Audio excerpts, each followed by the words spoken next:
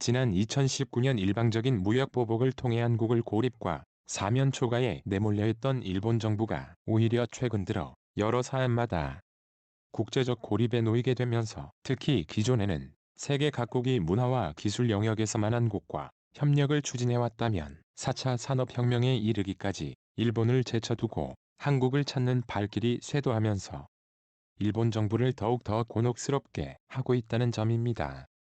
지난 2월 16일에도 한국 언론이 크게 주목하지 않는 상황 속에서 대한민국과 우즈베키스탄의 특별한 합의가 이루어졌다는 소식이 러시아 통신사와 우즈베키스탄 언론을 통해 대서특필되면서, 이는 최근 주한 우즈베키스탄 대사관이 한국 항공우주연구원 캐리와 직접 만다 우주공간의 평화적 이용에 관한 실무그룹을 구성했다는 것입니다. 또한 이들 매체들은 두 나라가 실무그룹 구성을 통해 우주 탐사 프로젝트를 본격적으로 진행하게 될 것이라고 보도했는데요. 특히 옛 소련 시절 우주청이 자리 잡으면서 우주 탐사에 있어 과거의 명성을 되찾기 위해 한국과 적극적인 협력을 추진하고 나섰다는 점입니다. 무엇보다 우즈베키스탄 정부는 우주 분에서도 특히 지구 관측을 우선순위로 삼고 있는 상황입니다. 우즈베키스탄의 국가지리정보 시스템 구축 사업에 참여하게 되면서 당시 정확한 지도가 없었던 우즈베키스탄이 한국이 보유하고 있던 다목적 실용 위성 아리랑 위성을 통해 한국과의 우주 프로젝트 사업에 이처럼 국가적인 사활을 걸고 있는 것인데요. 그리고 이 과정에서 더욱 더 흥미로운 것은 두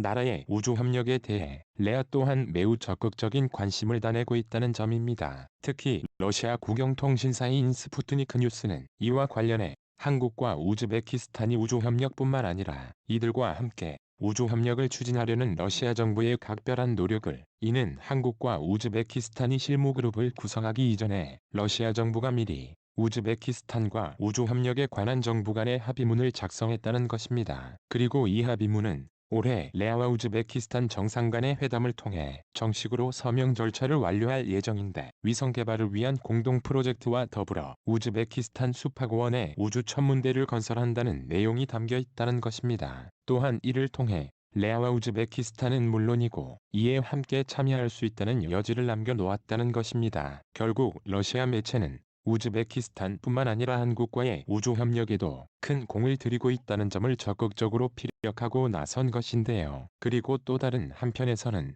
최근 일본 자동차 기업들의 급속한 조로 인해 세계 각국에 자리 잡고 있던 일본의 자동차 생산 공장 또한 줄줄이 폐쇄되고 있는 가운데, 최근 스페인 정부가 퇴보를 거듭하고 있는 일본 기업들을 멀리하는 대신 세계의 러브콜이 쇄도하고 있는 한국과의 협력을 위해 대대적인 프로젝트 사업을 추진한다는 소식이 알려지면서, 지난 2월 15일 로이터 통신과 스페인의 주요 매체들은 스페인의 바르셀로나에 위치한 닛산 자동차 공장이 곧 폐쇄를 앞두고 있는 가운데, 최근 스페인 정부와 카탈루냐 주정부가 공장을 폐쇄한 이후 곧바로 한국의 전기차 배터리 생산 공장을 유치하려는 움직임을 보이고 있다며 이를 대서특필하고 나섰습니다. 먼저 로이터 통신은 유럽연합이 회원 국가들의 대보건위기 지원 기금을 지원하고 있는 상황에서 총 1,400억 유로에 달하는 지원금을 지원받게 될 예정인데, 이 중에서 68억 유로를 배터리 생산 공장을 건설하는 데 사용하기로 했다고 보도했습니다. 한국의 LG화학이 바르셀로에 건설될 배터리 공장을 통해 2025년을 목표로 스페인의 대표 자동차 기업인 스페인 현지 매체 TV3의 보도를 비중 있게 소개했는데요. 그리고 무엇보다 스페인의 사례처럼 각국 정부가 산업 체질을 개선하기 위해 발빠르게 자구책을 마련하고 나선 데에는 일본 기업들이 급속한 투보와 더불어 날이 갈수록 위력을 더해가는 한국 기업들이 막강한 영향력과 전혀 무관치 않다는 점입니다. 이는 닛산 자동차가 글로벌 판매 부진과 기술보로 인해 필리핀과 인도네 AI에 이어 스페인 공장마저 폐쇄하기에 이르렀고, 혼다 자동차 또한 영국과 인도에 있던 생산 공장을 폐쇄한 데 이어 최근에는 아예 판매 부진으로 장에서 철수하고 많은 상황에 직면하고 있기 때문입니다. 하지만 이와는 정반대로 해가 갈수록 이전 판매 기록을 갈아치울 정도로 사상 최대의 실적을 기록하고 있는 한국 기업들은 특히 이런 상황을 대변하듯 지난 2월 16일에는 일본 언론들조차도 한국 기업들의 일대 약진과 더불어 세계보건기구의 한국 백신 승인 소식을 대서특필하고 나설 정도로, 먼저 일본 최대의 포털 사이트인 야후재팬과 글로브 비아이즈 LOB는 최근 미국과 일본에 이어 유럽연합에 이르기까지 한국의 삼성 반도체 공장을 유치하기 위해 특히 이들 일본 매체들은 유럽연합이 반도체 공장을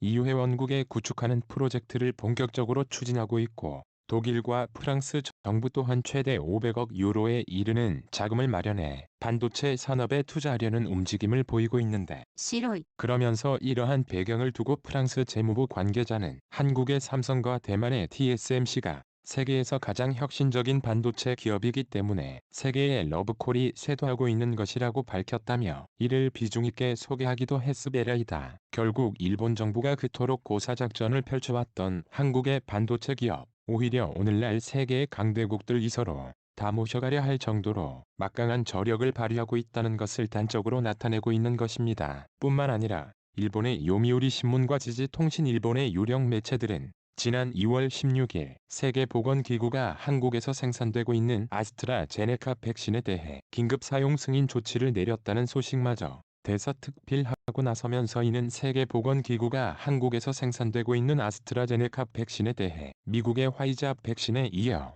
세계에서 두 번째로 긴급 사용 승인 조치를 내렸다는 것입니다. 그리고 일본 매체는 현재 세계 각국에서 아스트라제네카 백신이 생산되고 있는데 세계보건기구는 이 중 한국과 인도에서 생산되고 있는 백신에 대해서만 뿐만 아니라 영하 15도에서 백신을 보관해야 되는 화이자 백신에 비해 아스트라제네카 백신은 냉장 보관 2도에서 8도 이가능하다는 장점 덕에 현재 영국을 비롯한 50개국에서 긴급 사용 승인이 이뤄질 정도로 큰 인기를 구가하고 있다며 감탄을 감추지 못했습니다. 결국 최근 한국에서 생산되고 있는 레아 백신이 92%의 예방 효과를 나타내면서 한국에서 생산되고 있는 아스트라제네카 백신 또한 세계보건기구로부터 긴급 사용 승인을 받아낼 정도로 막강한 기술력을 자랑하게 되면서 그동안 한국을 상대로 고립 정책을 펼쳐왔던 일본 정부가 오히려 궁지에 내몰리는 상황마저 연출되고 있는 것인데요. 아무쪼록 현재의 영광에 안주하거나 자만하지 말고 그 누구도 우리의 위상을 업신여기지 않도록 기술 개발 노력을 부단히 이어나갔습니다.